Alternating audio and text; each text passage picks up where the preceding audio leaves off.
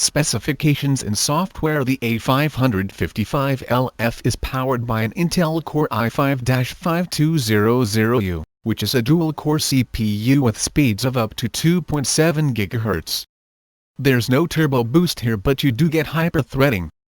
There's a total of 8 GB of DDR3 RAM in a dual-channel configuration, a 1 TB hard disk 5400 RPM, and Nvidia GeForce 930M graphics card with its own 2 GB of memory.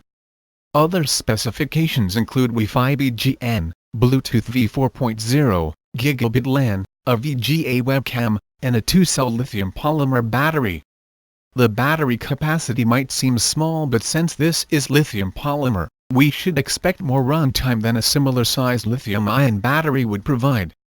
The non-HD webcam is a bit disappointing, especially if you'll be video chatting a lot. The dedicated GPU is a lower mid-range part from Nvidia based on the Maxwell architecture, which should be good for gaming at low to medium settings depending on how demanding the game is.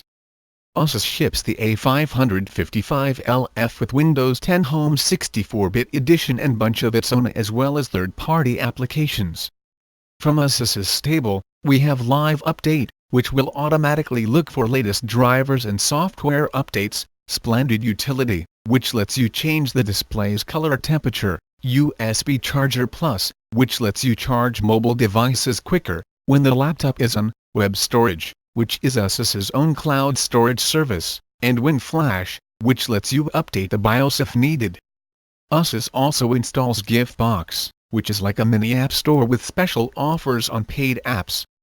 Finally, there's Asus HiPost, which is somewhat like Evernote but uses OneDrive to sync files between devices. You also get McAfee LiveSafe Internet Security Limited Time subscription, a trial version of Microsoft Office 365, and 25 GB of Dropbox space for 6 months. Performance. The 15.6-inch display on the A555LF is just like any other you've seen in the budget laptop segment. The low resolution of 768 x 1366 means icons and text exhibit jagged edges. The screen is glossy, making it very reflective in most situations.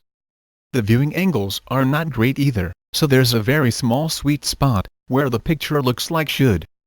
Anything beyond this results in either an underexposed or oversaturated picture. Thanks to the decently powerful Core i5 and ample RAM, general performance is good.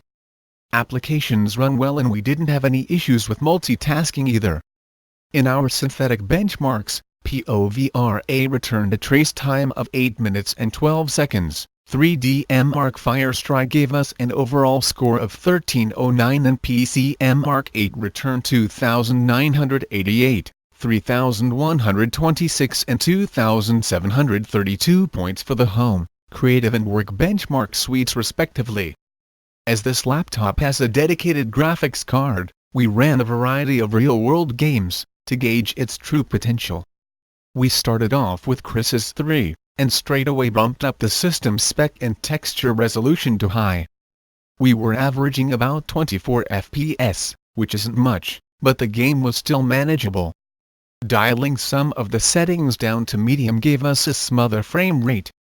Tomb Raider 2013 returned an average of 26 FPS at the native resolution and everything turned up to ultra. Switching to the high preset resulted in a more playable frame rate of 35 FPS, without having to sacrifice much on visual quality. Battlefield 4 also ran very well in medium settings. Pushing the graphics settings higher caused some stutter during heavy firefights, but overall, this is pretty decent performance for a lower mid-range chart. Games such as FIFA 16 will easily run a lot better with everything maxed out.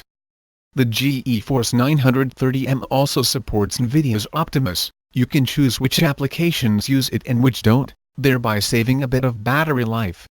The keyboard is comfortable to use for long typing sessions and the keys seem relatively durable. They do have a slightly spongy feel, which some might not like, but they are quiet and make very little noise even with vigorous typing.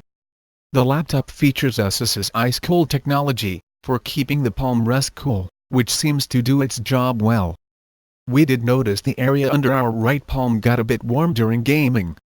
The trackpad supports additional gestures for Windows 10, so for example a 3-finger tap brings up Cortana. There's also a mobile control feature which lets you remotely control the laptop from your phone using Bluetooth or Wi-Fi. This initially refused to work for us, but after updating the software and making several attempts, we managed to get it to work. Audio quality is one of the strong points of the Asus A555LF. The Sonic Master speakers feature electronic wizardry from Ice Power, which is owned by Bang & Olufsen. The bundled Audio Wizard application lets you switch between various audio modes depending on the application you're running. The sound from the downward-firing speakers is surprisingly loud and crisp, which makes it very good for music, movies and even gaming.